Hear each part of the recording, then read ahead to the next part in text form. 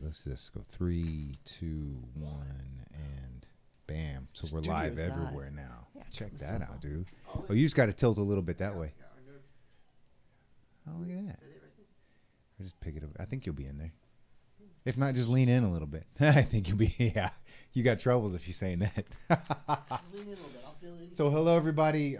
If you're joining us and as you're watching later, if we put it on the IGTV, we're only running the IG Live for just the first less than 10 minutes of our show. But then you can jump over to YouTube, /JasonCPowell, and it's all there, live and post, and then on the audio, all the audio formats. You can watch all those later. We got that link. And so I'm trying a little microphone here, see? So that it's better on the Instagram over there. It's like a robot. It might be a robot. And Bixby cannot find the answer to my question, in case anybody's wondering. Sounds like she's related to Siri. Yeah, well, I think they are related. Yeah, in a really bad, like, kind of incestual kind of way. Maybe. Dude, shit. Dude, we're going to play the video here in a second. Okay. I mean, you want to lead with that? Let's lead with it, man, because it's a lot of some craziness happened. You want to set it up first? Yeah, set it up. Set it up. So some craziness happened, and I think a lot of people at Houston know. Some craziness happened at the IBJJF Austin Open this last weekend. I was in Austin this last weekend, but not for jiu-jitsu. I was there for fun. So I didn't know about any of this stuff till this morning, and I started getting blasted with people. Did you see this? Did you see this? So a professor from a school here in Houston, Gracie Baja West Chase, he's the head professor there, the owner, school owner. And a little disclaimer, this is my former professor. Like, I got my purple belt from him before moving over to Brian Marvin up here in Sugar Land. One of his students was competing, a white belt student was competing against a student from a school, from a Pablo Silva school, which is, I forget how, I always mess up the school. It's like ZRT. Yeah. But anyway, so they're competing, and there's history between I'll just say the names, Ulpiano and Pablo. There's history between the two. So the two owners, just for the two owners, yes. So it's kind of almost the Cobra Kai, Ralphio Macho, not Ralphio Macho, Miyagi, Mr. Miyagi situation, but neither one of them are probably Mr. Miyagi, to be honest. But so anyway, his student's competing against the other student, and the Pablo Silva student, white belt, takes down the Gracie Baja West Chase student, and takes him down at the very end of the match, gets the points, and wins the match based on that takedown. Yes. My understanding. Yeah, because you can see, you'll watch this, you can see the scoreboard in the back, and it's 0-1. Yes. And so that means 2-1. He gets 2. So then you see the student stand up, the one that won. He stands up and he makes a gesture like he was excited of winning. That's what it looks like. Yeah. And then you see Professor Ulpiano get extremely upset, come through the barricade, throw a chair at him, and actually hit him with it, and then approach all the way to him and shove him. And then, of course, everybody jumps in, breaks him up. So that's kind of what you see on the video. Now, but a little background, a little quick. What I'm being told happened was there's more to it. The student that won, the white belt that won the match, was taunting Ulpiano sometime before or during, and then flicked him off. And if you watch in slow, you see it actually flicks him off after beating his student. And yeah, that's kind of. I don't know if it was on this video or another one. There's two angles. And there's two angles on this one. I was seeing both angles, and I do see the student flick him off. One of them either slows down or they have a free shot on him flicking him off. And the students, friends of mine, said that's absolutely what happened, and I believe him. But still, well, we'll talk. Let's look at it, and then we'll discuss it. And I'm hoping that it works well. There it is, right there. So it's playing. Okay. So he just won. He runs up. He flexes. Boom. And now here's the reaction. Now you got to look though. He ran and flexed over pretty here. Good throw with the chair. I give him a. Does that make sense? Yeah.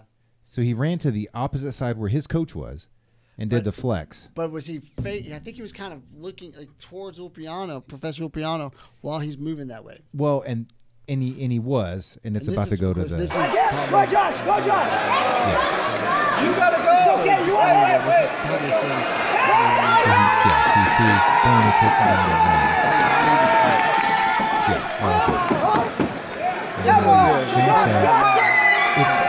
looks like he's kind of doing almost flicking him off out of his right hand. When you see the slow-mo, when someone's sitting in the slow-mo, you do see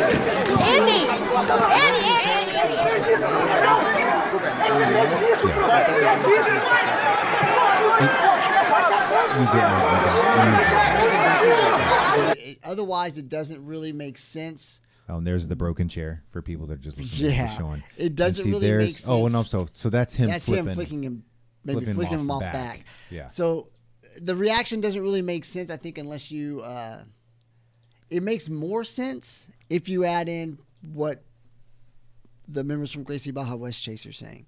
Correct. That the student flicked off Professor Piano after beating a student. It's more logical than why he would react that way. Not that that's okay, because I don't think not that it's okay. And I get with the whole combat sports thing and yada yada. I understand it's highly aggressive. It's all these things, but I kind of always had this motto: if you're on the sidelines, or if you're in the ring corner, or if any of those things, I don't care what the person inside the ring or inside the field of play or anything says or does, because it's words and gestures, right? Mm-hmm. None of that makes it okay for any spectator or coach or anyone to advance the field and attack them. Right. That's my base opinion. Does that make sense? I think it's 100% correct. I look. So we can break this down into a couple issues, right? Yeah. One is and I think what it also shows is there's underlying issues at the two schools, and there's underlying issues with the animosity between the two schools. Of course, is what you're seeing here, and you're seeing it brought up. So when you have two white belts, if they're white belts, have been training probably less than 2 years, probably less than a year and a half. So they're not even anywhere involved, because the drama that happened between what led to Pablo Silva breaking off from Gracie Baja to ZRT and the Professor Ulpiano situation, what led to those two professors happened years ago. Yeah. So these students weren't even involved in the school or doing jiu-jitsu at the time. I'm going to give some harder opinions. Probably. But I'm going to stop this first. Yeah, go ahead. So everybody watching IG, jump over to YouTube /Jason C. Powell, and everything is live, and it's already been going live, so it's the same thing. You just get better audio and better camera and better feed and better everything. Okay. But yeah, what he said. Yeah, what I said, all that kind of stuff. So peace on the two cameras. I'll get mine once he gets back. So, and we're not live anymore except on YouTube. We're just on YouTube now. All right. Yeah, let me kill mine. And then we'll get back to it. So go over to YouTube and check it out. We'll keep talking about everything.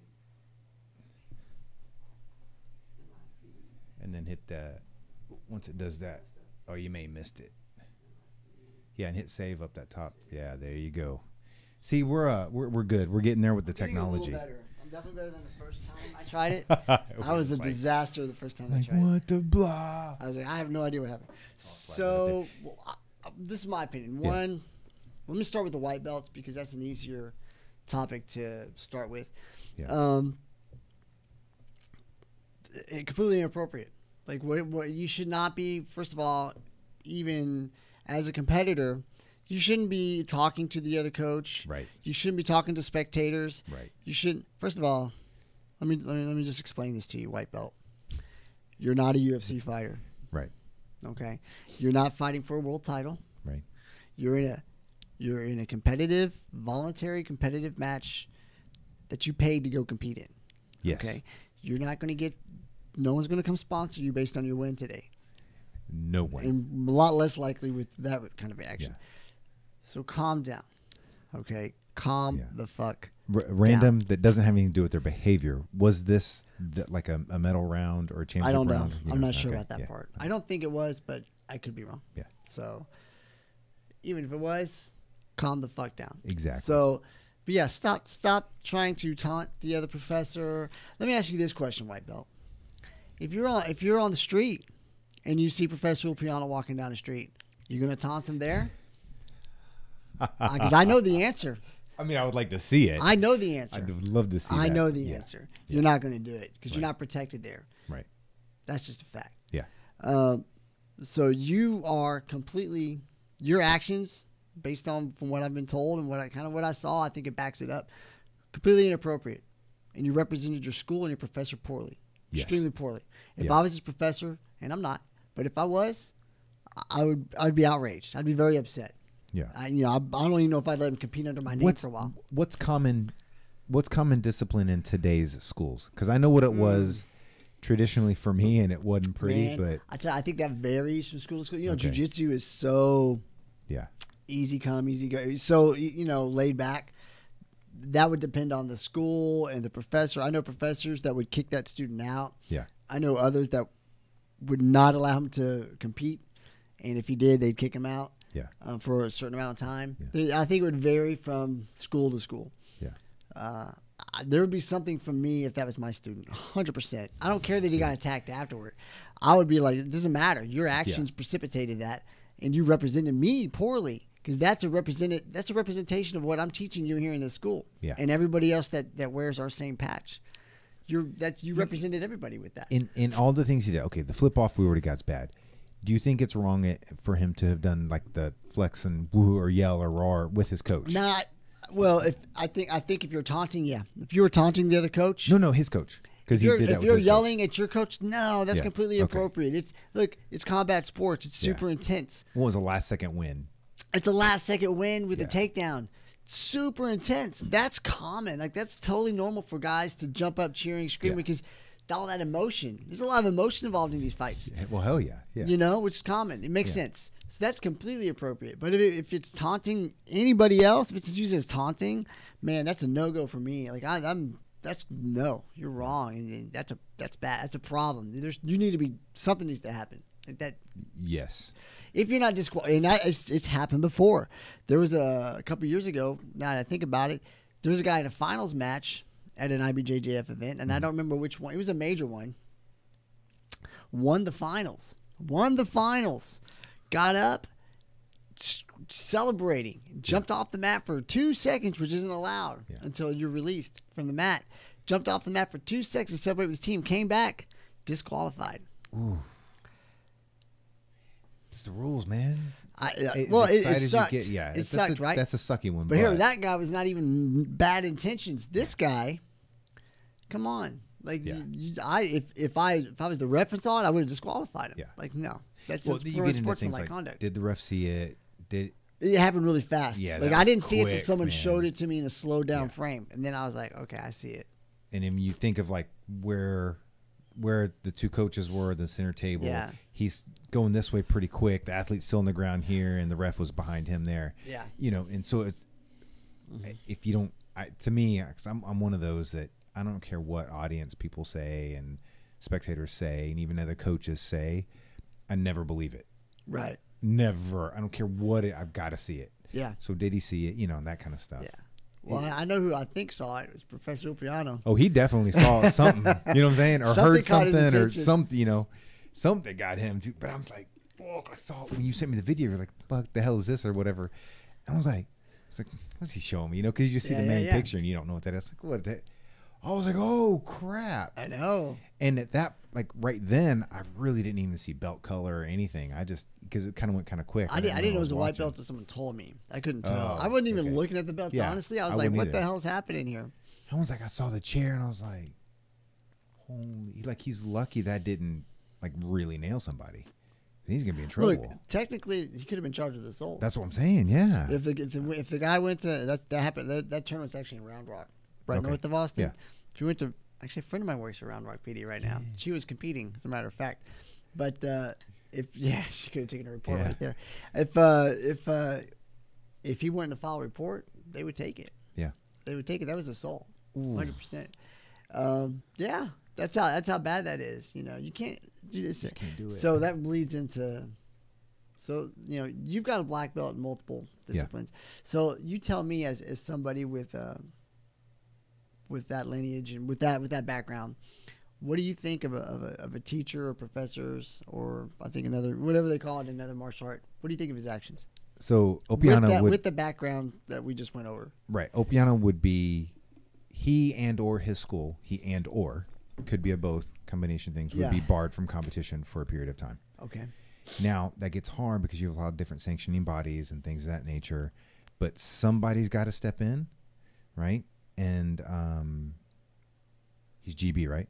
He's Gracie Baja West Chase. Is the school that he represents. So you right, and that's a licensing that you pay up to be able to have that on your school and things of that nature, correct? Right. So with jiu-jitsu, there's multiple, like you have IBJJF, and then there's some other organizations that put on a lot of tournaments. So they're not the only one. They're kind of the most. No, but I mean saying to have that Gracie name on your school. Gracie Baja, yeah, that comes from Gracie Baja headquarters, which is in Irvine, California. Right. They're the ones that control all the Gracie Bajas. So if that information gets to them, which it should, it's to headquarters, to him, I promise you. Yeah, I mean, absolutely. Well, Professor Draculino is in Webster, and he's like one of the very top guys, so he was probably there.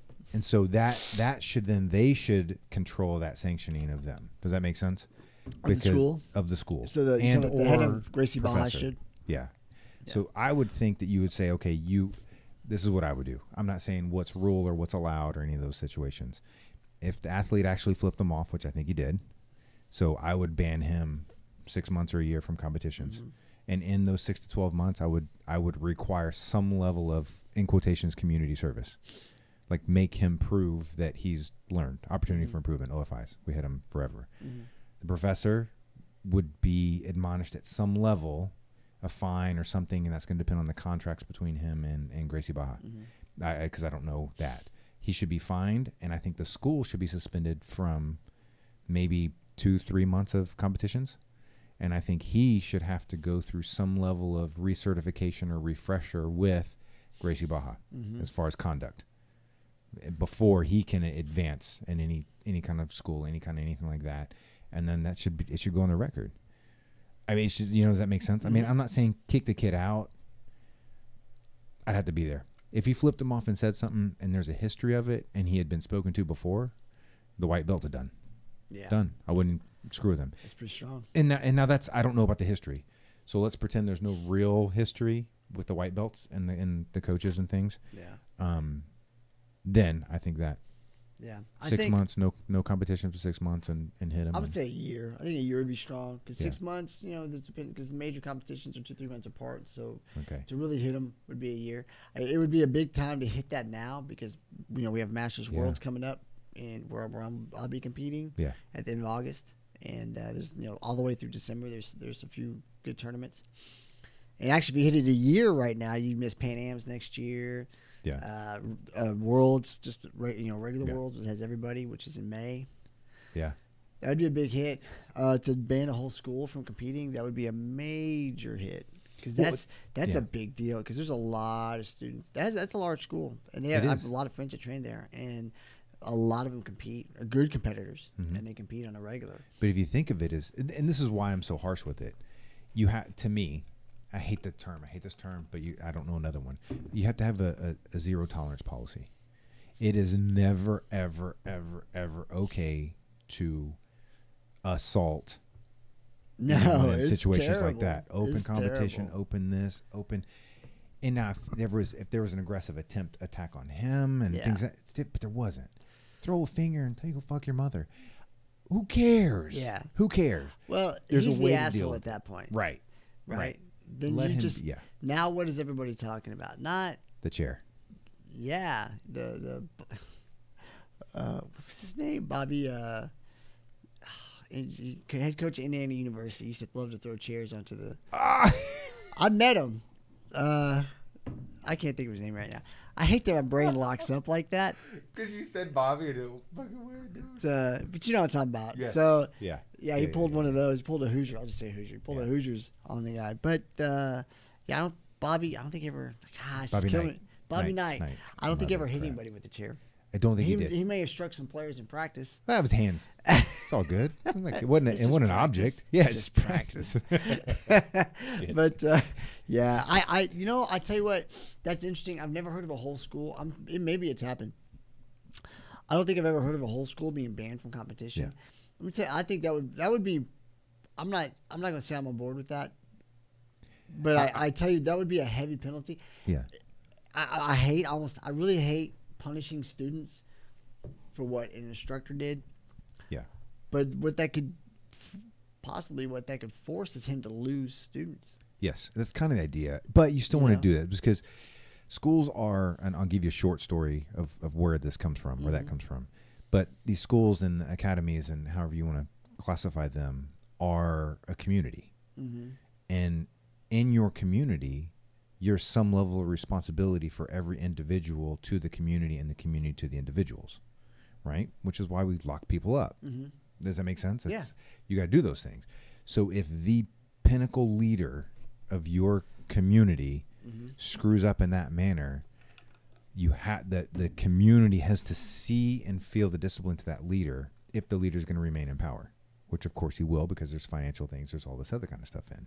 And the quick reversion to that is in one of my kung fu schools in China, we had a situation like that our school leader had lied to the police officers saying that he witnessed a mugging, and it didn't.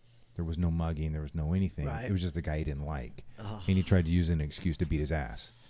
So the school received effectively OFIs, and we had physical, not like beatings, but like physical discipline, and we had to go through discipline. We had to do community service. We had to help that family that the guy assaulted. We had to do all of these things to try to do everything we could to fix the situation. And that was the academy's deal. Cool. So it was just accountability across the board. Yeah, that's actually pretty cool. I kind of like that. Yeah.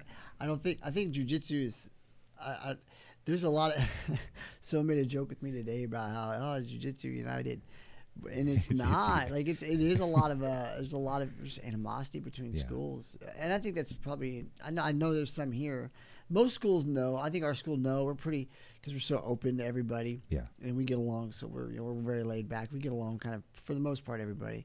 But yeah, there's a little bit of that animosity, and I don't know, man. I tell you, I don't know. I want to see what happens. I know Andre Galvao, one of the very top grapplers in the world. A couple of years back, he jumped over a barricade, I believe, to celebrate with a student. Okay. If I think if I'm right. Or no. He might have been arguing with a ref, and I think he jumped over a barricade. I feel bad because I'm off on the storyline on that. He didn't touch anybody. He didn't threaten to assault anybody. He was just arguing. I believe he was just arguing. Yeah.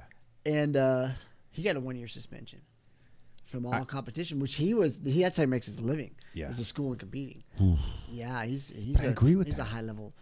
It was some people considered it kind of harsh, but my point is if Andre Galvao is getting a 1-year suspension and he didn't even touch anybody, assault was committed in this one. Yeah. I'm very curious to see what happens. Now, a little side note, Gracie Baja controls IBJJF. Well, then he should definitely be. Well, what's being suggested to me is nothing will happen because it's one of their own. Yeah. I don't know if that's true or not. I really hope it's not. I really hope that, not that I want to see anything bad happen to anybody. Right. But, there's a line that gets crossed, and it's not appropriate. You can't go assault another student from another school or even your own because they flick you off and they say something bad to you during a heated competition. What is that? His actions of reacting to the white belt. Let me say that again. Reaction to the white belt. Okay, you don't get much more subordinate than that. Yeah, I mean you're the lowest in the pecking order, right? Professor of academy reacting to a white belt aggressively by throwing a chair. What the fuck is wrong with this dude? Man, see, he's my former professor. I don't want to talk too much about it. Well, I'm just saying that, but it could be a situation. Listen, maybe he didn't get any. Whatever, this is a problem. Yeah, this is a problem. Yeah, and Professor Ulpiano never did me wrong. He was always kind to me. Took time and trained me well, and I enjoyed my time at that academy. Well, and I want to back this up. I think this is important to say. If you go and you look at the school, it's assloads of great reviews. There's tons of really happy students there. They're very happy students. Family there. Kids go through there that I was looking at. I mean, there's great reviews. There's great everything. If you dig through, you can find a couple of bad things that say this was dirty or that was dirty, and you're going to get that anywhere, everywhere. So I don't really put a lot of relevance to that. So I'm not saying at any point that his school is bad or he is bad. Things are situational. People have bad days. People get teed off. Yeah. I mean, and you can make an allowance for that. But I saying all that, and saying what I said, and I have friends there, good people, run into competitions all the time, and I still talk. And some of them I just talk to, on off and on, and it wasn't okay. It was wrong, and you have to call it out. You have to say it for what it was. It was wrong. As a black belt and a professor of a noted professor, a well-known professor in this area of a major school, your actions brought discredit upon your academy. Yes. Your actions brought discredit upon your students. Yes. There's nothing that makes it okay. And what bothers me a little bit, and I'm going to be honest with you, and I'll probably get some hate for this, is that when I see, because I wouldn't do this, to be honest with you, when I see students backing him in this situation. And they're my friends. Some of these guys are my friends. And look, it's wrong. And if he did something wrong, you call it out. Yeah. You don't give him a pass. And it goes back to what I worry about with a little bit of idol worship with our schools. We've talked about it before. Yeah. You see that in other martial arts. You see that in that cult-like mentality. Kind of see that a little bit, and you should call him out. Yeah. And I respect this Professor Opiano, but I would tell him, like, that was wrong. You shouldn't have done that. In line with that, I think people make the mistake of this, because you can support your professor or support your teammate or support them when they've done something wrong. You can come out and publicly say, look, I'm not happy with what they did, and I'm here to support them, and I have their back to correct this. Does that make sense? Yeah. I'm here to help them through this. I'm here to help make to do that kind of stuff. But unfortunately, I think what you're saying is that people immediately jump out and defending his actions. Well, I think I'm not going to say they're. Well, some are. Yeah, some are defending his I've actions. seen a few of it. Yeah. Because I got a little bit of that today, and I'm like, okay. I mean, that's fine that he flicked him off. Doesn't make it okay. Right. And he shouldn't have flicked him off. Right. The guy's totally out of the line too. But I just see a lot of it would be a problem for me if I was still training there. It would be a major problem for me. Yeah. And I would need it addressed. Yeah. And if it wasn't addressed, I'm taking my money someplace else. Yeah. I mean, that's what I would do, because I'm not going to be represented that way. Because I agree 100%. I have a real issue. It's very important to me, the people I associate with. It's very important to me who represents me and how they present themselves, because I know that's a reflection on me. And in jiu-jitsu, you are definitely, and I'm sure this is in most martial arts, the people around you and your professors, you're associated with that person. And so those actions, it's almost like you did them, is what it'll be looked like. And not necessarily, but it's still, you're there, you're part of that. Yeah. And I would have a huge problem with it. I would need it addressed publicly. I would need it addressed publicly. And they should. And I would hope that the school would get together and say, hey, you got to fix this. Yeah. Because this represented us poorly, regardless of the white belt. White belt was wrong. And if Professor Silva's teaching these guys that's okay in a tournament to act that way, I don't think he is. I really don't. He's a hell of a competitor. Yeah. I've trained with him before. His students are awesome. And the guys I know there, really enjoy it there. Yeah. And say nothing but good things. So I don't believe he's teaching them that stuff. I hope. I would be shocked if he was, to be honest with you. But I wonder what is being said where this white belt felt it was okay to act in that manner towards Professor Opiano. I didn't do a ton of digging. I didn't see his name, but the other white belt, which is weird for me that he's a white belt. I don't know what his fighting history is the head of wrestling at the school. I don't think he's head of wrestling, because the head of wrestling is a black belt, a guy named Servando. I'm going to say Servando's last name wrong.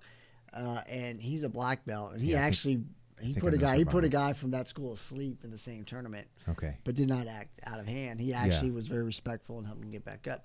And I've known Servando a long time.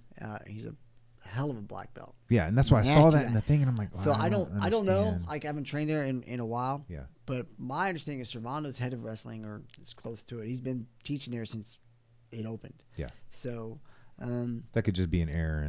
I don't know if that's correct. And if he got taken down with that, I saw the takedown. It was a regular takedown. If you're a wrestling coach, you shouldn't be caught with that. The way it was, you may start to get caught like that, type but thing. You're not for gonna, points. Yeah, should have got right back up. That's so I don't know if that's accurate. I need to dig a little. I didn't even ask about that because my thought was I thought Professor Servando was head of their wrestling. Could be wrong, but I agree that could be an error. But I'll close my part with this. Yeah, well, I know. I don't think, and I shared this before earlier. I'm just going to reiterate it. I don't think at any level, at any competition, I don't care if it's little league to the highest in professional sports, that any spectator, coach, sideman, anything like that should ever get onto the field of play in these types of manners. If you win a championship, you win the game, and everybody's rushing the field or the court or the ring or the octagon or whatever, that's a different situation. That's a massive celebratory thing. So great, do that. But instances of throwing shit at athletes, taunting athletes, any of those things, and even athletes taunting spectators, to some degree, I'll clarify that. Yeah. No, it's not allowed. Yeah. If you're a spectator and you throw a bottle, you throw something in, out. we've got enough cameras. You're done for life. You should be out. Gone. Never be a coach. Yeah. Like weird things like this happened before. I remember a long time ago, I was a blue belt, and my friend was competing, and it was me and my best friend Ronnie, another blue belt at the time. We're coaching our blue belt friend Brendan Peck, and he's good dude. And anyway, he's competing against oh man, I'm killing myself. He's competing against anyway, he's a high level guy. His coach is a high level guy, very well known. And I remember we're like really cheering him on and yelling, and I remember him looking. His coach, because we're cheering so loud, his professor, looks back at us and gives us like this death stare, like, how dare you cheer against my student? And I remember Ronnie and I were like, okay. We just kind of got real quiet. And I remember one time that same professor got real mad at a ref, start yelling at him and put his gi on. And we've never forgotten that. So anytime we get mad, it was, hey, put your gi on. Go put your gi on. That's awesome. Because that's like our fighting words. Go put your gi on. But it's crazy shit happens. But man, Professor Opiano, man, just went too far. You can't. This is just too far. It's way too much. It's way too much. And I'm interested to see what the fallout. The fallout. I'm very interested. Yeah. Very interested. Hopefully, I don't get too much hate. But if I do, I do. But I'm okay with it. If you get any hate, you're getting hate for all the wrong reasons. I agree with that. You know, so let it come, man. Yeah. Let it flow. It's all right. Yeah. It's all right. So I want to hit this right. All right. Now, professional athletes, we're seeing more and more whining and prima donna bullshit and all this other kind of stuff. And Steph had made some posts and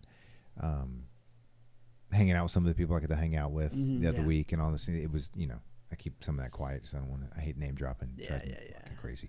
But exposed to more and more of what seems to be a massive underappreciation or unappreciation of professional athletes for what they do, right?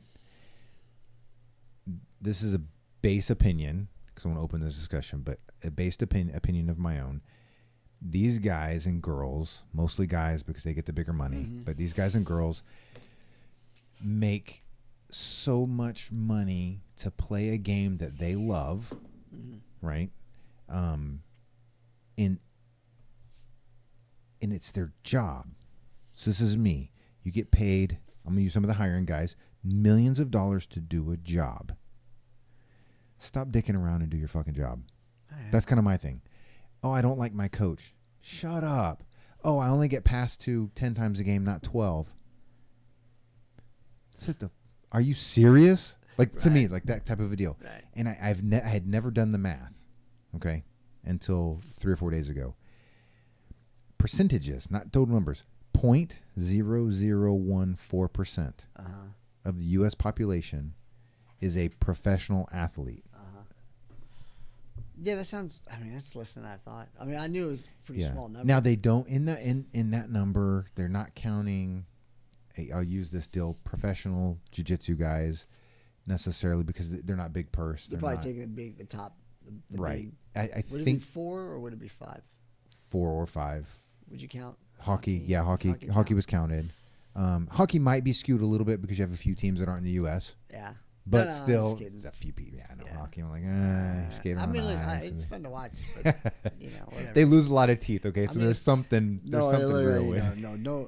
Look, I have a lot of respect for hockey players. That's at least like a. I don't want to take a puck to the crotch. I don't want to.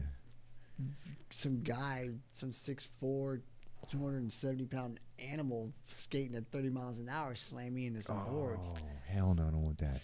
That sounds worse than football. Yes, So I think their measure was it has to be your only job. Does that make sense? Like you've got to be able to sustain life and such on it. So it was just that whole deal, and I forget what we were watching. I think it was a situation of people bitching and moaning with the Miami Dolphins. Some of the players not liking it because their coach wasn't acting as much like their buddy or pal. He was making them train a little hard. It was. I'm saying it's I could be wrong, but I feel pretty confident it's the Dolphins. God, but disclaimer: is this millennial football players. That's what this is. That's what I'm thinking. I'm like, Jesus. I'm like, wow. And the whole reason I wanted to bring it up is because I had never done the math. So few. And when you do that math, you're like, I can't quantify the ability. It's like, to me, if you go, yeah, but my coach, okay, you're done for life. Get out. Bring somebody else in. Like, you don't even get to finish the sentence. How many hungry guys are dying for that opportunity and don't care what if the coach screams at them. They're just happy to be there and bust their ass. That's crazy. And you hear stuff that, and Patriots shit everywhere here, that. But, it's not fun to play for the Patriots. Bitch, they get to the fucking Super Bowl 50% of the seasons under the current deal. It's a job. Right. It's your job. And they're winning. Job. It's... What do you mean it's not fun to play? Are you fucking kidding? That's what I'm like. You're playing a game. What do you mean it's not fun? I don't understand, dude. I don't understand it. Doing physical activity for work. Right? You're catching a ball. You're blocking a guy. And get this. I'm going to use... The two, I think, are the biggest examples, and you'll be pissed because Brady's one of them. Yeah. But Peyton Manning, right, and Tom Brady, QBs, one of the most quarterbacks that's highly skilled positions, reads, and all this kind of shit like this. Of the last decade, I would venture to say that they are probably the two least athletic quarterbacks to have played the game. I would agree. And maybe they're last and almost next to last or some kind of their ways in athleticism, they're on the bottom, dude. There is no genetic gift for them to do crap. Yeah. Does that make sense? Well, I mean, their arm, but that's about Manning's arm, definitely. Brady's arm is not. No, I would go the other way around. I would say Brady's arm is way better than Peyton Manning. Peyton Manning used to throw the ugliest footballs. Yeah, that's true. Like I used to especially look at those post-surgery. things, but they would always land exact. I don't know how those guys caught it. I think it was just like coming in like a kickoff. I don't know how. That's what, you know what I mean? It's just we have all punt returners for receivers. That's Jesus Christ! But man, he put the ball where he was supposed to every time. He did, and so my point on it is these guys who really are up against the fence. Yeah. With a lot of regard. Now, I know Manning was drafted high and Brady was not. Yeah. Whatever, you could argue it, but people always talk about wow, they study so much, and wow, they've got all these things, and how the hell is that not the norm? Well, but you know what? So I heard a really good point about this, kind of related because I was listening to Jocko the other day, and he was talking about there's a bell curve in every job, every career field, of course, and you have your top guys, your peak, the best of the best, the ones that do everything right and work hard and do everything they can, like they're the ones that you look up to or are humbled by, and then you got the guys that do just enough. And are a little bit scammers, a little bit lazy, a little bit this. They're doing just enough to stay where they are, but nothing more. Yeah. And he was talking about that as relates to special ops, special forces. Yeah, absolutely. Since it's there. And he says, because he goes, you hear Navy SEAL, you assume everybody's up here. He says, nope. No. So you got your guys down here, and you got your guys up here, and it's the same. And I think in sports, professional sports, absolutely it's the same. You have the guys that have all the physical talent, or at least enough that they're high level. Yeah. And even though we joke that they're not athletic, they're fucking athletic. Yeah. I mean, in compared to an average person, trust me, they're really fucking athletic. I'm just saying in comparison to other. Compared to the highest level athletes in the world, they look goofy as fuck. Exactly. But compared to regular guys, they're pretty fucking athletic. Yeah. So they're on the top of the bell curve, right? They're pushing themselves in every aspect that they can. Not saying they're perfect, but they push their limits and their talents to the peak of what they're capable of, and that's why you see that. And then you got the guys, and I think sometimes this happens with the more talented guys because they get by more on talent. They've had to work a little less hard for it, so they've never really learned that extra step of hard work ethic to get to the top of the bell curve. They've gotten here off talent, and they're making cheese, and so they're going to stay where they're at because it's working. And then you got the guys with the talent and the hard work that really peak up the bell curve. Those are the ones that come through not very often, and you're like, wow. Like those are the ones that really blow everybody away. Exactly. So I kind of think it's I agree it exists. The bell curve exists. Yeah. But I'm thinking to myself that if I'm going to pay you, let's take Saquon Barkley. Okay. Giants, right? 4 years, $31 million. Okay. At that level of pay, right? I'm, as the owners of the team, going to demand that he study at this level. And to me, I know there's so many levels of this, but this is how I would like it to be. Okay, Saquon, it's great. Your talent is this. You're high on the draft. You're all these, and then we're going to pay you out the wazoo. I'm going to require study. If during games and during practices, mostly games, if you go the wrong direction, you run the wrong route, you run these things, you're going to receive penalties, or you won't get bonus. One of those two. Does that make sense? I don't know the better way for that to work. But if you are screwing up, like not doing the right thing, you're getting docked, dude. There's no excuse. Wasn't it kind of in a way set up that way where, so one, they have the team meetings, and the coaches running the team meetings are supposed to be kind of calling them out. So what should we be doing on this? What were you doing on this play? There should be that going on to where these guys are getting checked to make sure that they're, and then your assistant coaches and your position coaches, they're supposed to be on them. More so the position coaches for what you're saying. Sending them the stuff and saying, okay, hey, you need to make sure you understand this. Here's the problem. Yeah. They don't always do it. Yeah. They don't do it a lot because this positions coach is making $150,000 a year. Right. And that player is making millions a year, and there's huge ego, and there's without me you're nothing team. Well, unless the head coach really supports his position coach or enables his position coach to have the power to enforce what he needs to enforce, it's gonna be real hard, and that's really difficult to do when you got a man making that kind of money, making more money than the coach. And I'm going to give a great example for this, and a lot of people will be pissed off. When crap like that starts happening and team keeps it quiet and they bench a marquee player for the Super Bowl. Oh, yeah. Well, that's a good point. You know what I'm saying? Everybody was like, why is he not playing? So who took the heat for that? The team. Why? Because they didn't air their dirty laundry. Yeah, that's the way it's supposed to be. And they're like, coach's decision. This is the deal. We got it. Anybody in the world can put two and two together and say whatever it was, shit wasn't happening right for him to play that game. Yeah. It could have been discipline. It could have been whatever. Discipline too. But I'm just saying, Super Bowl. It's not right, dog. Well, that's good. That shows. Well, of course, Belichick he's the man. Yeah, and that's why he's won as many Super Bowls as he won and has as many successful seasons as he's had. Because of how he coaches and how he runs a very tight ship. And everybody knows that going to New England too. This is what you're going into. And if you think if Pittsburgh set Bell because he had an attitude, your season's over. Yeah, it's going to be a poison that spreads. Yeah, and even though Bell hasn't done this, I mean, I know he's an upstanding player. I'm just using it as an example. No, because of his level of play. Right, but if you know what, you caught attitude this week, and we're not going to tolerate it. Sit. Well, it's like the old, but what did Jimmy Johnson used to say? It was based on he ran out like a I can't remember the story, but during the Super Bowl years, there was one player that missed a meeting, cut him. Yeah, some bullshit like that. Yeah, and but then Michael Irvin did something, and someone was like, "Oh, no, that's when he got caught with the cocaine and the hookers." Who knows which time? Which time did he get caught with cocaine? Well, the big one, the big one. That was in Plano. I think it was right before the playoffs. So, but an incident, and they're like, "Well, he brings me this, or he gets this much thing, and if you're this low level guy, you better not be fucking up at all." Yeah. So he had like a different level, and I guess that's a style of coaching maybe. Yeah. Some coaches go with, well, based on what you perform at is how much allowance I give you to fuck up.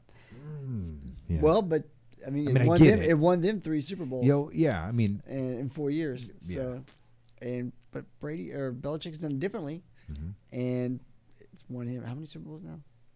1-5 been to 8. Jesus or some Christ. bull crap. Yeah, That's unbelievable. That's unbelievable. In Like, when you say it, today's it's day and age, unbelievable. it's unbelievable because of like free agency and things like that. Like I think in any age, but you had the Steelers make a run similar. Yeah, but the free agency stuff when you had, like Dallas. But when it was Dallas still went rare. the 3. Yeah, well, they can lock their guys in. That's yeah. when they were, That was on the cusp of the free agency thing. Right. They had everybody locked in. Yeah. You had the Steelers make a run like that. 49ers.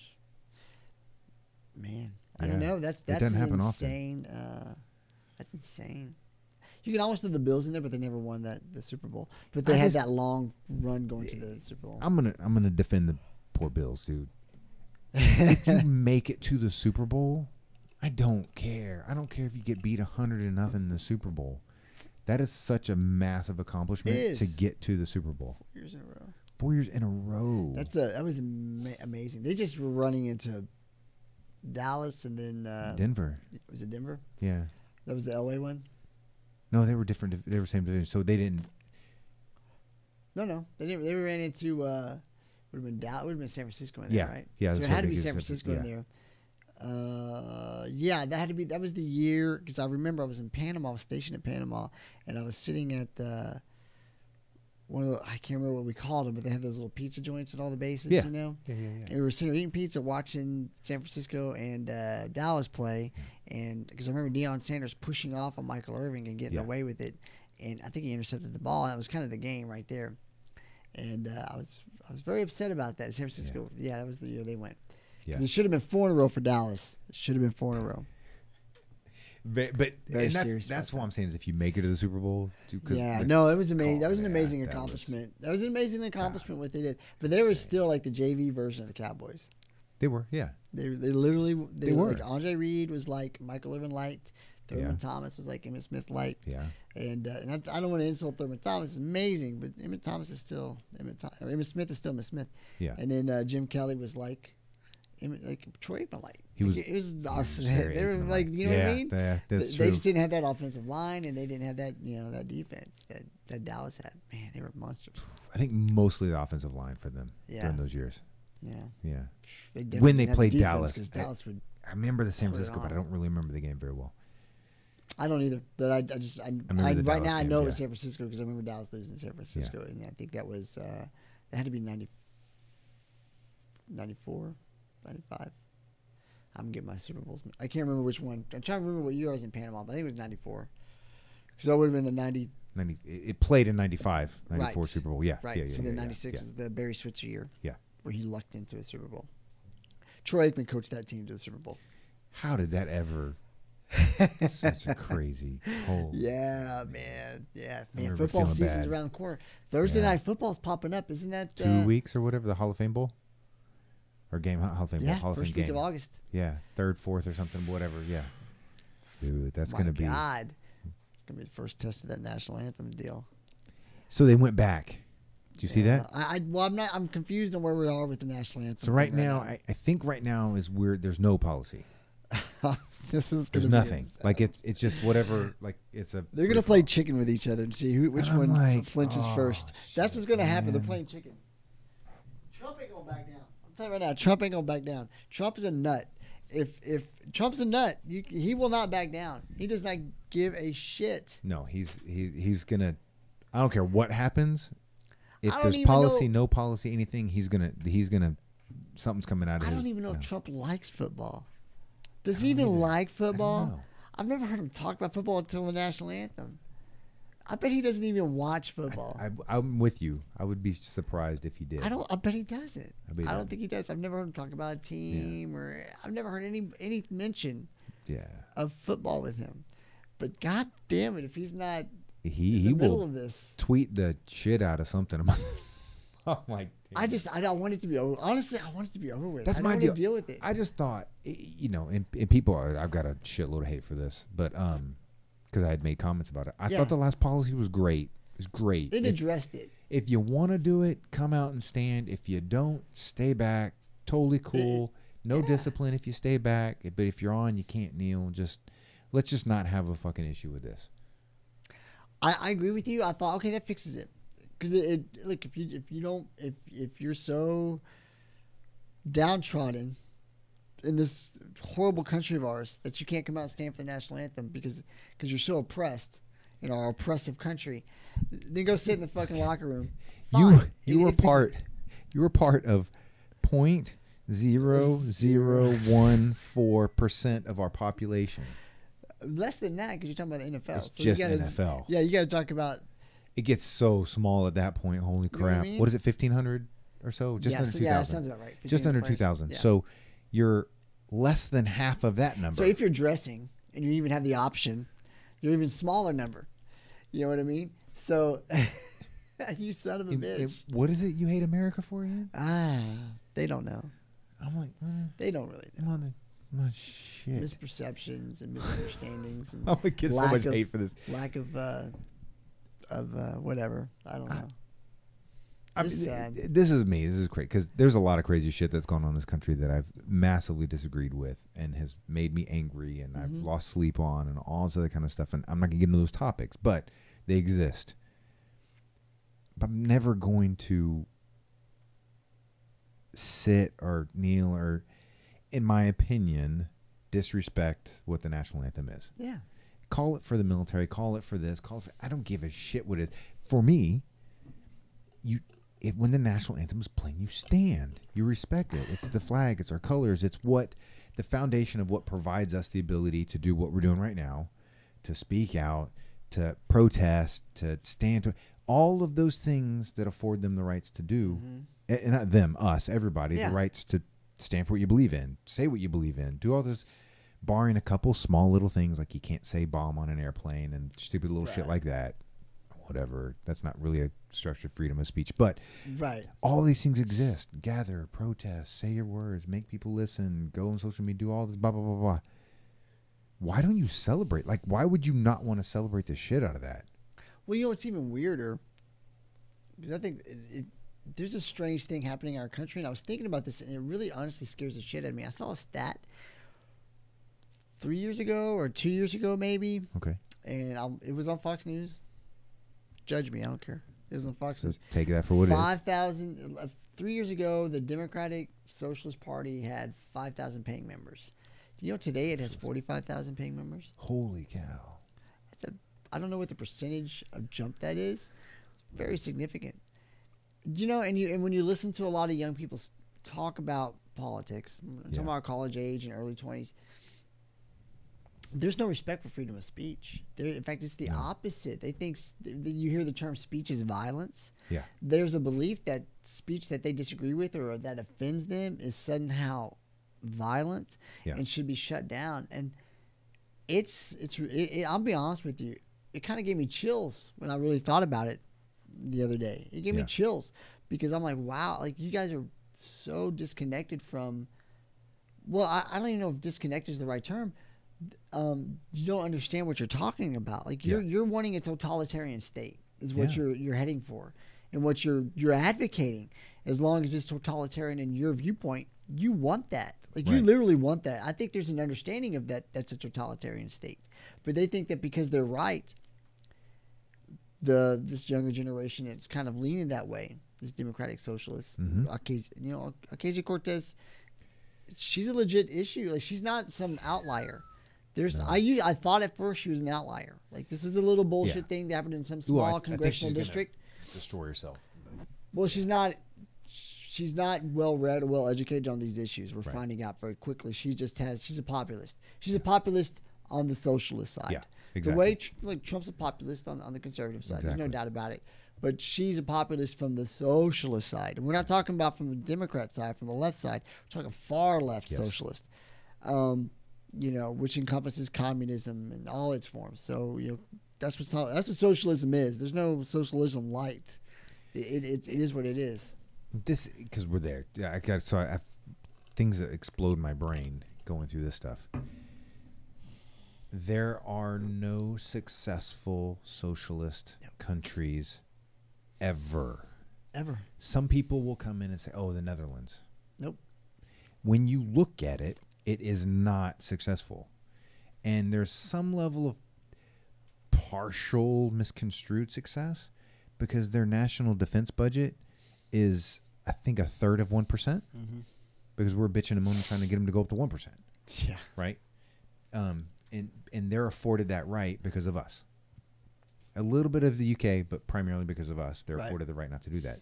So if they actually had to spend money on the national defense, they're already borderline in bankruptcy as a country. If you do it, it's just going to go worse because they can't afford all of the social programs. Social programs. Yeah. They can't do it. And so people get confused is that I heard some talks on this the other day, and I did a little bit of research, not boatloads because I'm already generally knowledgeable about it, but every socialist country that's ever come about was preceded with a version of capitalism.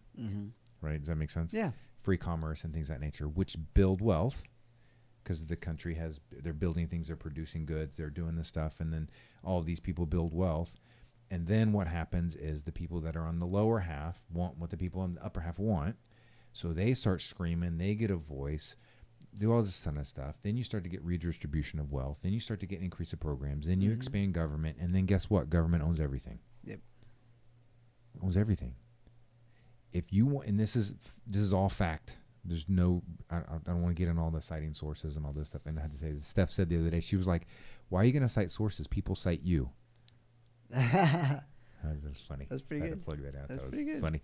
But I just said Google it. it is, just Google it. Dude, I mean, it's all there. Yeah. It is easier to start a free commerce business in China than it is here in the U.S. I believe that. Irrefutably, you can scream that it's not until the cows come home, but the facts do not align with you. I 100% believe that. That's a problem. It's difficult here to start a business. It's difficult for startup business owners. Yeah. The chips are stacked against them. From the start. Yeah.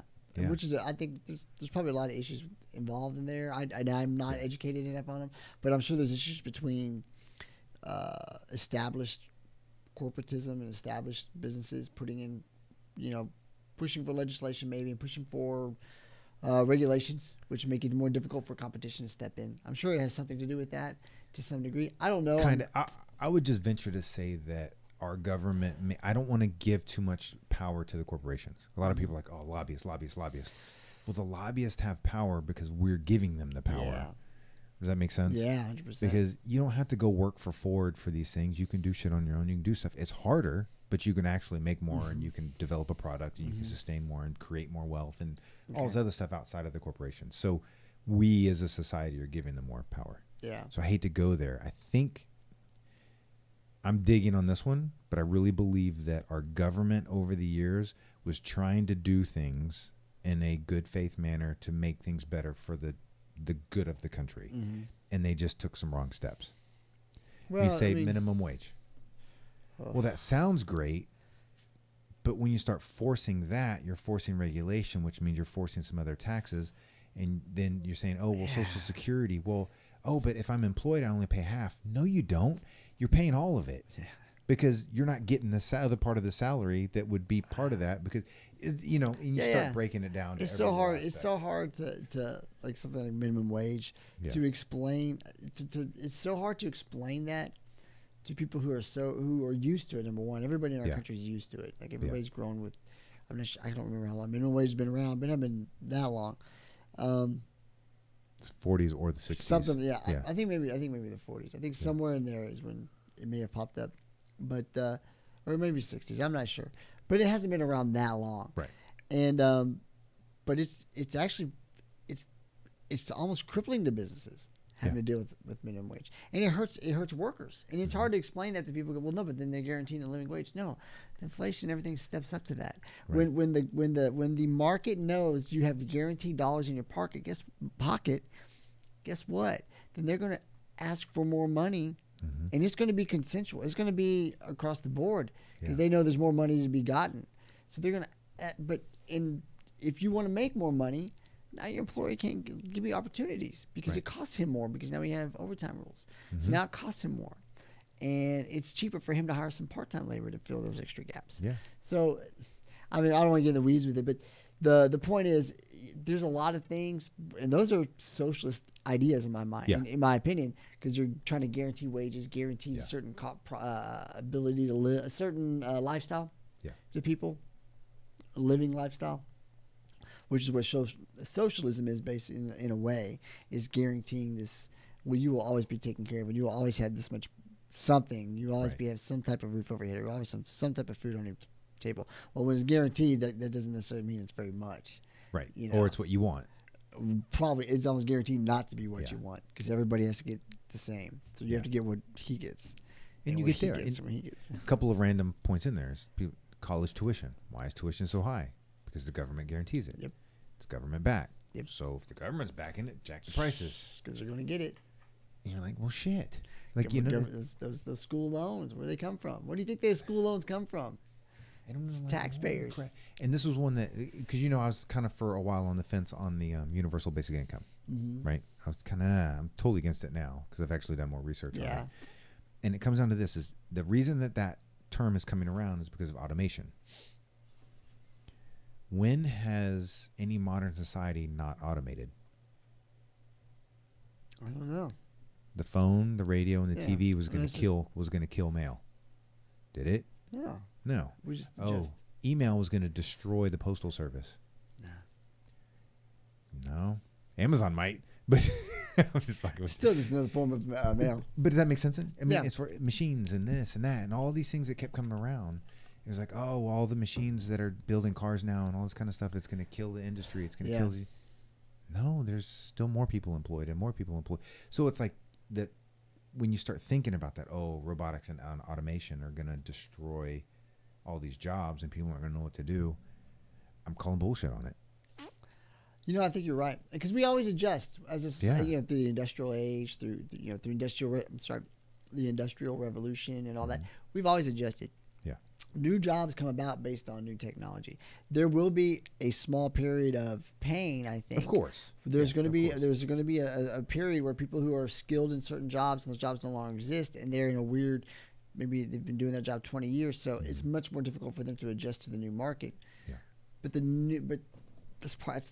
that's just advancement. That's life. That's society. The new jobs and new technologies will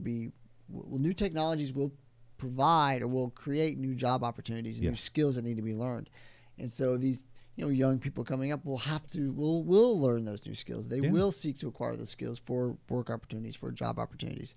We will adjust. Right. People will adjust, but there's always going to be pain. You cannot guarantee everybody's going to be okay. You just can't. No, it never ever will be able to. You can't. It's just it's a farce. And just sit there and say, well, let's retard our technological progression because you know what? There might be a little pain involved. Well, you're retarded because you know that 10, 20 years down the line, it's going to be something very positive. Probably in most cases, it's going to be something very positive for society in general. And if you look at the worldwide.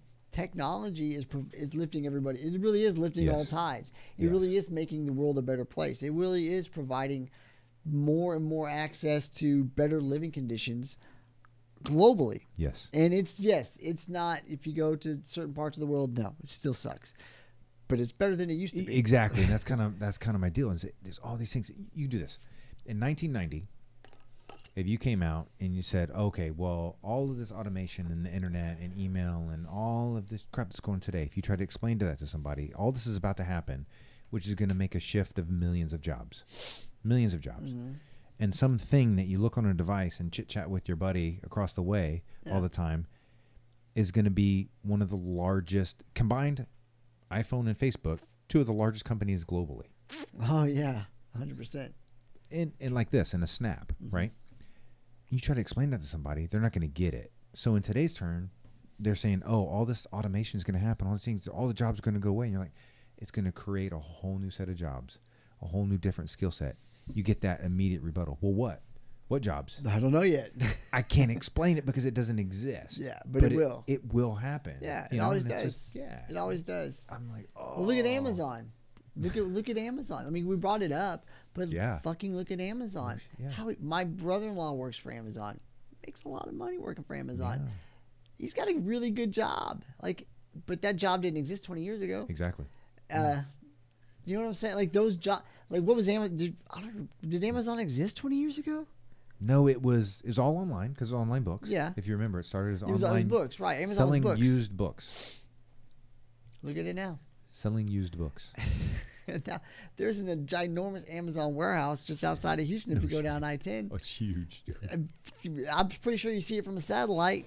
It's huge, dude. It's huge. I know you can see it from space. That thing is enormous. They give the spatial. I think it is 3 football field lengths is the actual building, and then all the. How high is it? Oh, dude. It's big. It's insane. And it's just a warehouse. That's Because I asked my sister about it. I said, "What is that?" Oh, that's just a warehouse. distribution They have point. them. They have those around the country. I'm Yeah. like, my God, It's insane. how many dude. people work at that place? That one location by itself. Oh, boatloads. You know what I man. mean? Yeah. But that didn't exist 20 years ago. Yeah. That's because of technological advancement. Mm-hmm. So you're right. You're 100% right. No, we don't know what jobs are coming, but they're coming. They're going to be required. People are going to be required to do these jobs so everybody can get our products. Although it does make me concerned that we're such a consumer nation. I'm concerned about that. We don't produce in our country. I've we heard don't that a build lot. and produce. Yeah. And I don't know how accurate that is because I'm not well educated on it. But I keep hearing it from people who are, that we are not a producing nation. We don't produce a lot of goods. We're consuming goods. Yes. And I think that part bothers me a little bit, especially when you look at what's going on worldwide with the tariff stuff. And you know, I'm a little concerned that I wonder, how do you turn the corner from becoming or turn the corner back to where we are producing things when we're such a consuming culture society? Make a 0% tax on all corporations and manufacturing. Never happen. 0%. Our government is so addicted to tax revenues from businesses and people. But that's the fix. It's like their It's the cocaine, fix. it's their sugar. Yeah. That is not. Man, what a revolution that would be. I don't see it. Zero corporate Because it would tax. require a lot of cutting benefits. It would require getting rid of the welfare state. Yeah. It would be very beneficial to our country in the long run, for sure. But man, 'Cause you you're gotta not going to think get is anybody that to take the bullet on it. people in the top 3%, 5%, or whatever Mm-hmm. earners, including corporations and things like that, some of them are paying over 50% tax. Yeah. You're like, oh, but they've got millions. So Fuck you. over 50%. Well, that's when they tax. take that money and they put it over here. That's why you see a lot of people. So I've Offshore accounts and doing this. Well, you know, and- so there's no federal income tax in Puerto Rico. right. I didn't know this. I was listening to Peter Schiff on the Rogan podcast. Oh, I love him. Peter Schiff is He's awesome. pretty dude. awesome. Yeah. But he was talking about how he moved to Puerto Rico a few years ago because no federal income. He pays 4% business tax. Yeah. 4%.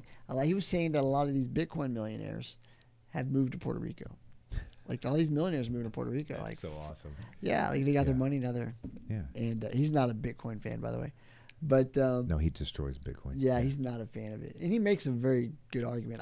That's above my IQ level, but I understand what he's saying as far as, you know, stuff that's backed by, like if something is backed by gold versus something's backed by basically a program, a computer program. Well, you do this. He's using some of his points about him. Is several years back we had our hit on the U.S. dollar because the U.S. dollar is no longer gold backed. Right. Right. I don't know what it's backed by now because that gets really convoluted. Yeah. But it's not gold. Well, it's not backed by gold. I think Right. it's it's just backed by the U.S. government's word. Pretty much. Yeah. And which is It's not crap. Yeah, that's not a real solid backing. Yeah. So he was proponent, and I was listening to him. He was talking about he thinks eventually we're all going back to the gold standard. It's gonna happen because governments, I guess, are printing money based on what they need, and not based on what they're actually backed by. So there's no true, I forget the term, but it makes sense what he's saying. I don't know. It's, again, I'm not an economist. That's a pretty tough degree to get. So you got to be pretty smart to get to that level. Yeah. And but he makes a lot of sense in what he says. I mean, I love his he's conservative but libertarian. More libertarian than much. conservative. Yeah. Just we'll just say conservative because of I some of think the stuff. he's very intellectual. Yeah. Very smart. And oh man, the thing I love the most about everything that he says all of it is he's so firm on our government going back to just its constitutional basis. Yeah. Because it's crazy what we we're need right all these now. fucking programs and all this. And he's like, education? He's like, where in the Constitution does it guarantee you an education? Nope. Oh, I love that. It's true. It doesn't guarantee you a good life. It guarantees you the opportunity it gives you it guarantees the opportunity to pursue life, liberty, and That's scary. It's Oh, shit, it's scary not scary. to be guaranteed something. Yeah. But everybody's scared. They don't want to, they don't want to risk it. They don't want to risk it. They want that safety net that's going to protect them if they don't work hard. And what they don't know is that safety net's going to choke them. Yeah, and you're 100% right. It holds them down. Yeah. Holds them down because if you have to work hard for what you do, if you have to know, hey, I got to educate myself. I've got to work for that. I've got to work for that. Yeah. You're going to accumulate so much more. But when it's handed to you, I mean, it's just common sense. It's like having a kid. You can experiment with your kid on this stuff. When you constantly hand them stuff, they ain't going to do shit. They don't they know it's appreciate coming. stuff. They don't. Man, when they got to earn it. Man, dude, yeah. You want to see your house get cleaned? They got to earn something. You take that cell phone away unless you clean that house. The house going to be clean. Yeah. Not the first couple times. You're going to, Well, they're going to learn how to do it right. Yep. And then they're going to get good at it. Yeah. And then it's not going to bother them as much doing it either because they know what they get. Yeah. Tell me that extrapolates out. Dude, I had my 2-year-old helping me wash my car. Yeah. It's funny at 2 though. They have fun doing shit with dad. Well, yeah, you can't. They don't make even them know it's stop. work. Yeah, you can't. But still, it's the fact that, Yeah, participating, helping. The Yeah. whole, Kids want to help too. That's kind of actually. Well, because they want to learn. Yeah. But that's So what did you think? Man, I got to bring it up because to me it's so. I think it might be the best troll. It may be the troll of the century. Oh shit. Okay, here we go. The white power symbol that was. This was allegedly white power somewhere, and so some fucking dumbass chief in Alabama. Yeah. I swear to God, I hope you're listening. You're a dumbass. Fell for some of his SWAT guys. They did the whole. You remember we were joking about this last podcast because I was like, "Hey, look," and you're like, DC did it on a. DC. Yeah. Talking about white power. Get the fuck out. So these SWAT guys did this in a picture. There's a bunch of them that just did like that in a picture. You know, for those who can't see, I'm putting the little the whole thing. The OK symbol. The OK upside down by my leg. Yeah. They did that in a picture as a joke. Because if you look at it, they get to punch you, right? That's the fucking joke. Exactly. You go to 7-Eleven, they got fucking what do you call those things you put your fucking Coke your beer can in, koozies with those on. Yeah. Grunge Style makes a fucking shorts with it on there. Yeah.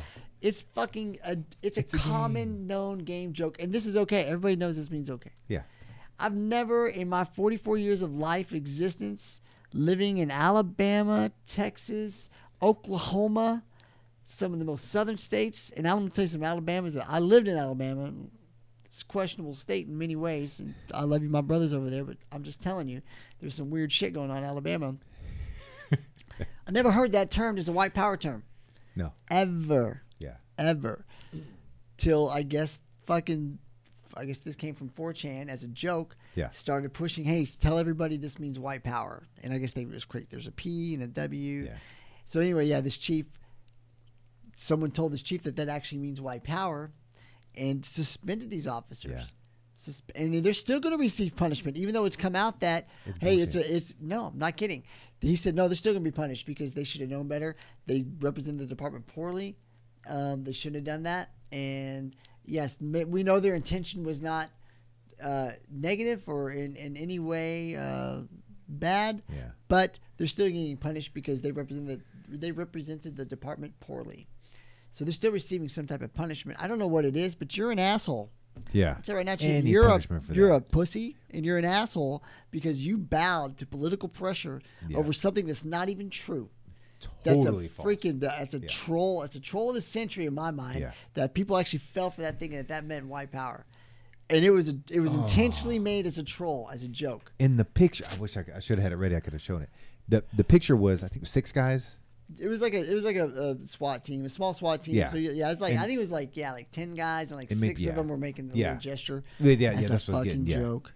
So there were like 7 to 10 guys, 5 or 6 of them were making the gesture, and they were in SWAT camo. I was like post training, like it's a picture you take after you've done training for the day, and you're taking a fucking picture. And they're goofing around, and you couldn't see some of their faces just because that's part of what they were doing, right. And all this, not from being blurred. They had like little ski masks and different balaclavas and shit. Yeah, And so some bandanas and all this. But anyway, so it clearly is a joke. These fucking people, dude. Guys, they're still getting suspended for that or something. That's the fucking okay. So that ties in. So we got a few minutes. I had to bring it up. I'm sorry. That goes right it's into too crazy. That whole social media thing that I wanted to hit. Yes, you did. Yeah. Okay. This comes from it's actually really good and it's not political. There's like a little 2 minute, not even 2 minutes, like a minute and 48-second video on how Russia affected the U.S. during the election period. Not necessarily the election, that's debatable and arguable and all this kind of stuff, but how they used fake accounts to make fake memes and made it look like real and got on and had all these interactions and all this bullshit, right? It's a really quick video and it's actually really accurate and kind of interesting. But it talks about their goals and stuff. So I'll share that around and you look at that. I was thinking to myself, going back to when I started running a couple of the ads and I had to go through that verification process, right? They had to verify my social security number, verify my ID, or had to upload the pictures and both the front and the back so they could get the barcode off the back to verify that all this stuff happened. Then they had to verify my mailing address, which had to be tied to both my social security number and had to be on my ID. Right? So you had to have the correct address. And then they mail you this code that you've got to go on and enter in with an X number of days and all this kind of shit to be able to post something that potentially could be of a political ad. Pain in the ass, took about a week, but love it. Right? Pain in the ass, but still loved it.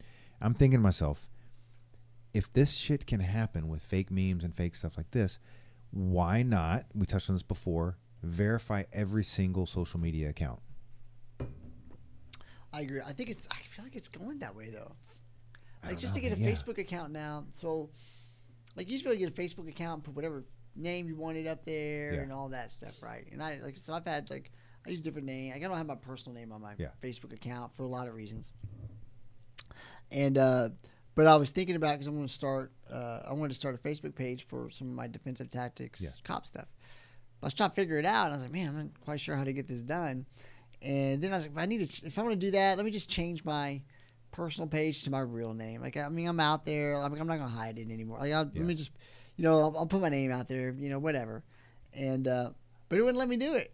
Because I changed it recently from but I tried to change it to something else, another nickname I have at the academy, and they call me Juicy J. That's my other nickname. And so I was trying to change it to Juicy J a while back. It wouldn't let me because that's not your real name. I'm like, and GBJ is? Like, what are you talking about? So, but then I had to change it to RGJ because we changed affiliations. And so then I was like, so I was just trying to change it back. It wouldn't let me. And it's giving me a real hard time about kind of verifying who I am a little bit. A little bit, yeah. And so, I don't know. I guess my point is I kind of went a long way to get there. It feels like we're kind of starting. It's starting to happen. I think it's starting with the verification. Yeah. Exists mine. I mean, even mine is so my public page. Yes. Not my personal page. Public page. I can put PhD on the back of it. Right. My personal page I can't. Right. Because it's too many different characters. Too many capitals to lowercase and all this other kind of shit. They're I think they think it's computer generated or something. Yes. So I can't do that on my personal page, which I thought was weird. I'm like, well, that's common. Why don't you have like a that prefix or suffix? One, junior, right? Senior, PhD, all that kind of, right? Yeah. Couldn't do it. I'm like, well, shit. BMF. Well, yeah, of course. BAMF. No, I'm just kidding. Could you imagine if you could put that on there? BAMF. If that was like a title. We should lobby for it. We could just say we identify with it. And they're discriminating. You could put Zero. Do they have Zero on Facebook? Is it up there? Have they gotten there yet? It's coming. Yeah, it's coming. I do know it's anyway, coming. I'm sorry to be here. Oh, yeah, motherfucker. It's coming. Like, oh, shit, with all this pronoun crap. Anyway, but they're trending that way, but I like to see them do it. Just jump the fuck off a cliff. Like, verify shit. Yeah. Because if you have verified accounts, then there is a person directly associated with that account. So anything that account is posted, there's a real person that's associated with that account. Yeah. There's still going to be hacking, and there's still going to be other bull. You're going to have underground web. You're going to have the weird, like 4chan and all that, Reddit, whatever. All that stuff's still going to exist. But I think your main, like Twitter, Facebook, Instagram, whatever, well, Instagram needs to get on the ball because anybody can open up anything on Instagram. Yeah. But I think it's heading that way. The main ones, isn't Instagram owned by Facebook? Yeah. I'm surprised they're not catching up to that already. They are. It's just I think it was so far behind. Yeah. That it's Well, I think it's heading that way, and I agree with it. I think the main ones, there needs to be verification. We need to know who's talking online. Yeah. It's only right because otherwise we've seen some craziness come out of this stuff, and with the Russian situation, we do know they attempted, through using social media, and what was funny was I don't know if you ever watched the show on Showtime, Homeland. I haven't. I'm familiar with about it. It's a really good show. Yeah. They did a whole season on this before it even came out. So they wrote the scripts and all that before it, but basically on Russians, Russians setting up like a giant little center where everybody was kind of coordinating together to push out fake stories, fake media. They would coordinate with each other to make sure it got pushed out and sent to all these different accounts. And they knew who to target that would repost their stuff. There were legit people who would repost their stuff if they got it through social media. All right, from what we see, it looks like they did a terrible job. Yes, they had almost no influence. Yeah. But I think that was a candidate issue, not a influence. Well, issue. That was definitely a candidate issue. That was an FBI issue too. Yes, which had nothing to do with Russian influence, other than anyway. Yeah. So, it was kind of interesting. But I would like to see better verification. Yeah. And I think we're headed there.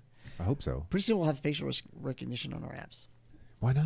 I think it's coming. We do it with the phone. You can do it. There's several apps that you can do. My apps do that now. Yeah. Like I got that iPhone X, and all my apps do facial recognition to confirm. Yeah. Freaked me out. And that's like all my pay stuff and all that stuff. It's coming. Recognition. It's coming. And I like in the dark it catches it. I'm like, how the hell do you see? Well, because it's got the two lights. One's infrared. Man, that's pretty impressive. It'll show you. It's just. And I put a hat on. It still worked. Yeah. And I was messing with it. I covered this much. So I guess it's something to do with this part right here. It's mostly your eyes. Because it's still clicking. To all this. But if my eyes are off, it definitely won't. Because they call it facial, but it's when you get to below nose and above nose, it becomes less important for the program. Shit works. It's awesome, dude. Yeah, I think it's coming. I think for sure we're getting there pretty fast. I do think we're getting there pretty fast. Okay, so that would be a large cost to Facebook, right? To add verification. Does that make sense? How much do you think? Why would you say it would be a large cost? I'm thinking of what they did with me to run an ad that potentially had political stuff in it, right? Mm-hmm. So to verify, even if some of it's automated, you still have to pay for some of that automation, at least on the front end, right? Mm-hmm. And access to the government and upkeep, security, all that kind of shit. But you got to figure is how many users they have. Do you know off the top of your head? God, Facebook? Yeah. I have no idea. It's got to be, a billion plus? It's got to be boatloads, right? It's got to be. I'm gonna have to look it up here in a second. Because you got to think about, so we're over 7 billion population. How many of those are adults or even teenagers with access to the internet and Facebook? Yeah. Let's just call it close to 1 billion. I don't know. Pretty much anybody has access to internet, except for my kids say it's not cool, so they don't. But I think I don't know if it's 1 billion, but I would say which when you say venture Facebook, around 500 million. Yeah, Facebook and or Instagram, right? Because it's still Facebook, right? I don't know. It's boatload, but you got to figure if they have to mail something to everybody, every single person has to have something mailed to them as part of the verification. I like that verification. Does that make sense? Like having a mailing address. Yeah. Like you have to be able to mail my deal. Like you got to mail the code. You have to your ID has to match this and all that kind of. But I was like, are they going to use a pony? They're going to have to do it like by horse. Nah, pigeons, dog. It's just a little code, man. It's a fucking pigeon. You know what I'm saying? It's so old school. I can't imagine them doing anything by mail. Facebook. Well, but I liked it because if I gave some bullshit mailing address, I'm never going to get the code. Yeah, I don't. Right. What about just having a verifiable cell phone, like through a major provider? Not like one of these throwaway. He has to be through a major provider like Verizon or, I guess you would even count like Metro and all them. Yeah, possibly. Because those are phones that you have to. You can't. It's not just and it can't be. I don't know if that would even work because I guess you can still get. You can still goof with that though, man. Yeah. I don't know. So like mine is. So Pony Express. Yeah. We're gonna verify Pony Express. But the point is so it's like, okay, here's my social security number. And then Facebook, that's a pretty quick check. Right. Right. But still costs a little bit of money. Yeah. Even a few cents, right? Right. Let's say 10 cents a user, right? Verify my ID. So it has to be a good enough picture, and to the front and the back. So then they've got to store this stuff. So there's money in storage, and there's all this verification. Let's call that another 10 cents, right? 20 cents. It's nothing, right? Yeah. Then they mail you this code to your physical address.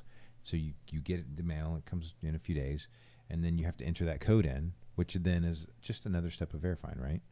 And then on their end, let's just call that's enough of it. So let's say they get bulk mail, it's 20 cents a deal. So we're 40 cents into it per user, times $1 billion. Man, we're killing a lot of trees with this verification process. That's what I'm saying, dude. Courier pigeons, you can just use a little strip of paper, dog. It's great, man. I think there's got to be a more efficient way than using a mailing system. But I'm thinking the point of my story is that it's going to cost 30 to 80 cents a person to verify. Yeah, well, but you times that times. That's a lot of money. I would think there's a way to verify through personal information, through social security numbers, through some type of verifiable something online. It just seems like even I'll just say, like in my work, we're getting away from paper, completely away from paper. Like which on, I do everything. like that. Like I mean, it's just paper is just not.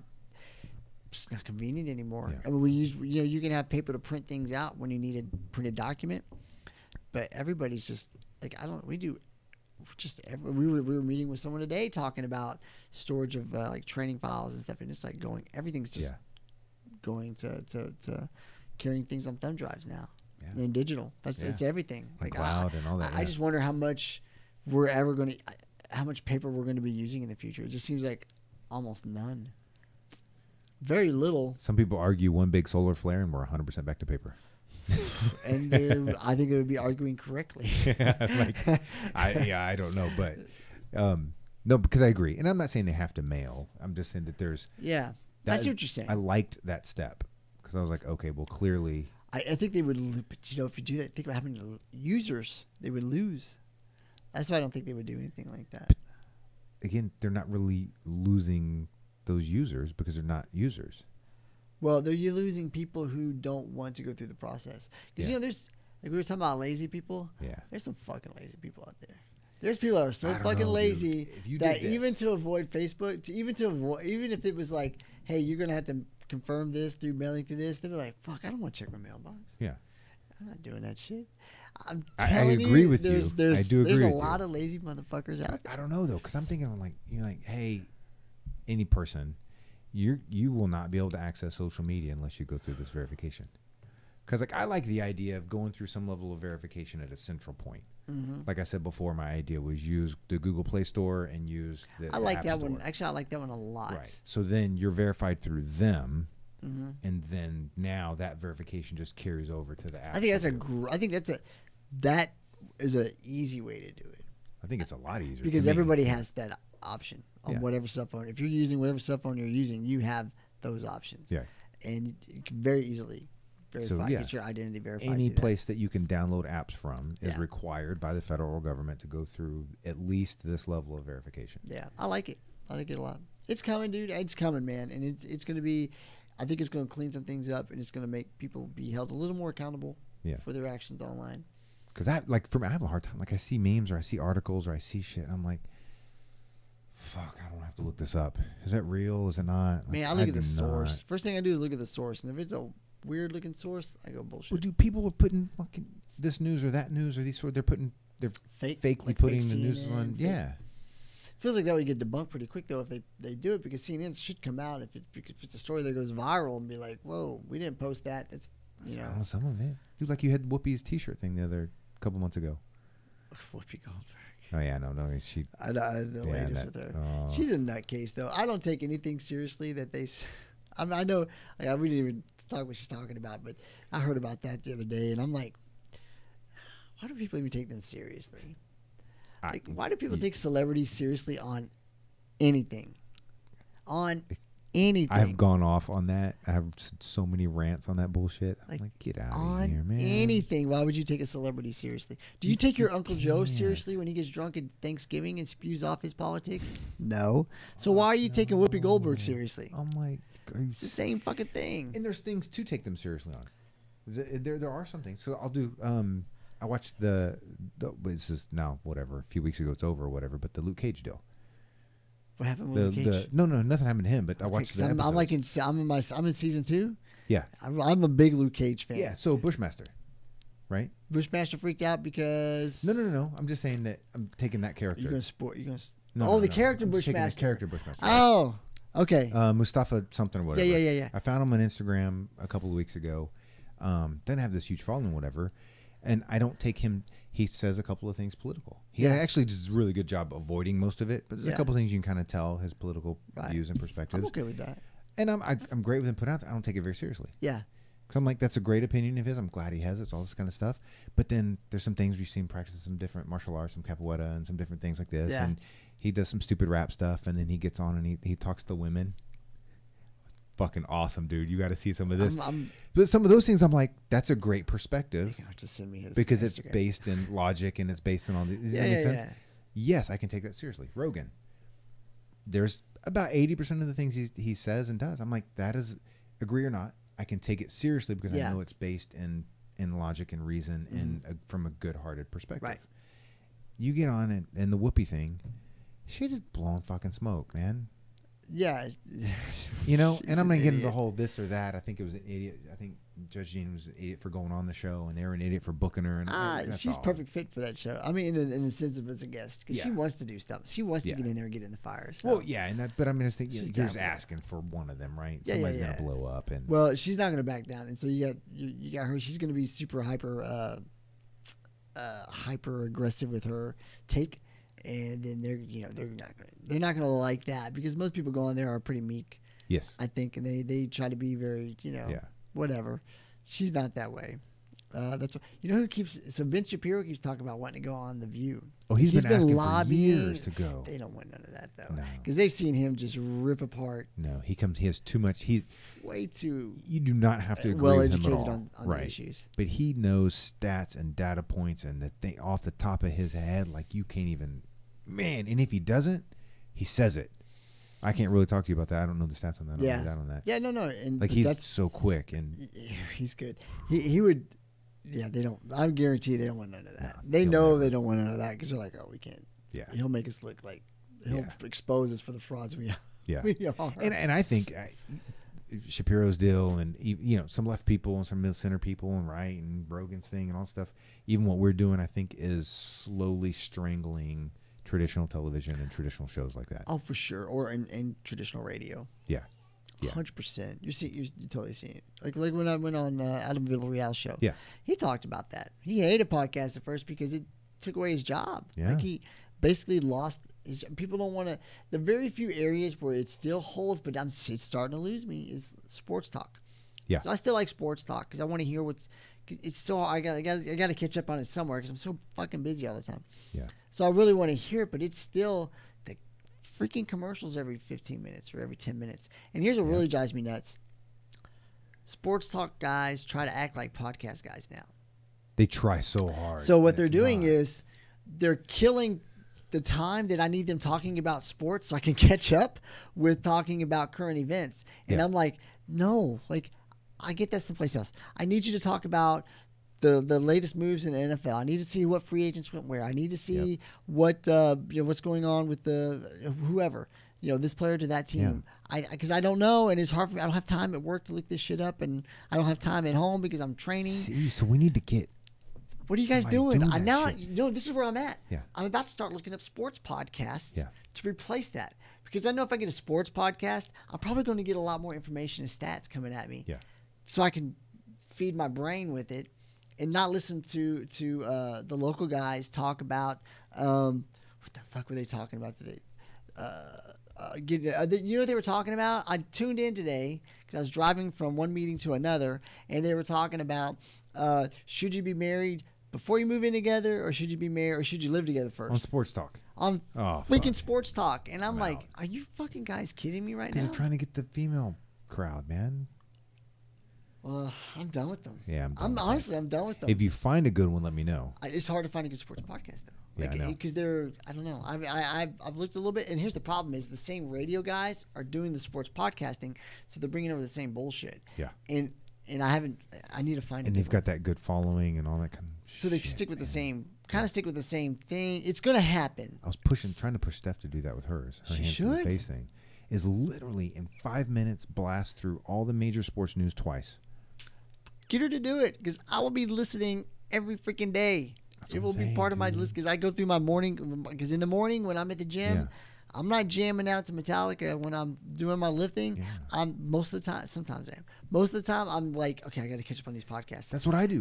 So I got an hour to catch in. 9 out of 10 hit the workouts, ones- I'm catching up. On, And when I get tired of it, then I'll put the music on if I need a little extra bump. But yeah, I need that. That's my information. That's the only time I get to get it. Damn it. Yeah. I'm driving from point A to point B. I'm with you. Anyway. All right, you got to go choke people. I do. Well, actually, today I have to take a day off of training. I get to see my kids, so I'm very excited. Well, they just got back from West Texas, so I'm taking them to go get some. They'll choke me out. No, I get to see my kids, take them get some frozen yogurt maybe, and to watch them eat. Where are you going? What's your yogurt place? Jesus, I don't even know the name of it. I think it's Tutti Frutti. The one over off there. Highway 6? It's off. No, because they live in Katy, so it's the one off of Fry. I think it's Fry. A little bit past I-10. Yeah. Next to the hospital, I forget the name of it. That's actually where both my kids. The Children's Hospital out there. Well, it's not. It's no. It's so Children's? if you go down Fry Road, past I-10. Yeah. The Children's Hospital. I know what you're talking about. It's that's down off. That's up of. Is that Fry? No, that's going to be Barker Cypress Barker or something. Cypress. Yeah, it's one down. I was off. So I like people gave a shit about this, but the one over there. But it's Tutti Frutti. Yeah, because it's down the street from where they live, and so we get there. We hang out and like tonight, so we only get a couple hours. So. Yeah. Although the professor, I was trying to tell you that because I want to give him credit because actually he's a professor for several of my friends and here that train with that train under him, but Professor Macaco out of Brazil. He's the one that gave Ronnie and I the death stare for cheering against the student, and he's the one that told the ref to put your gi on. I'll never forget that the rest of my life. Anytime Ronnie and I get mad at each other, it's put your gi on. Put your gi on. I'm trying to get Ronnie. Awesome. Listen, I'm trying to get Ronnie to come on and do the podcast with us. He's a black belt as well. And we started training together. And he's one of the funniest people I know. Because that's what he's waiting on. He doesn't think he's knowledgeable enough, or he says he doesn't do well under pressure. I said, there's no pressure. Long form, there's no pressure. I said, bro, we're just bullshitting. I said, we're just bullshitting. I was like, you know a ton about fighting, you know a ton about UFC, you know a ton about jiu-jitsu. And he's got opinions. Freaking hilarious. Yeah, so Ronnie's one of the funniest people I know. He's my best friend. He's one of my most favorite people in the world. And quick little plugs, Ronnie Killen will be coming on soon. Fantastic. I got to talk to him. He probably was texting me. I have it on airplane. Well, and I talked to you. I'm going to work on the one I talked about with you. Yeah. And we'll see. I haven't talked to him in years, but I still know people who know him. So I'm going to try. He's in Houston a lot, so hopefully he'll do an old white belt that he used to teach. Yeah. He was my first MMA instructor, as a matter of fact, MMA teacher. Yeah, he was, and he was really cool. And he's not just a matchmaker. He's very good at sparring. He's very long, and he'll kick you right in the head. And very good at jiu-jitsu too.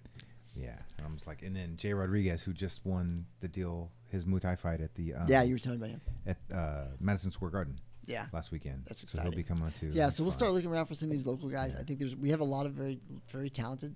A ton, dude. People here in Houston, very talented people, world champions at jiu-jitsu. We got UFC fighters out here. We got some very talented people, and I think we know enough people that we can do some fun stuff.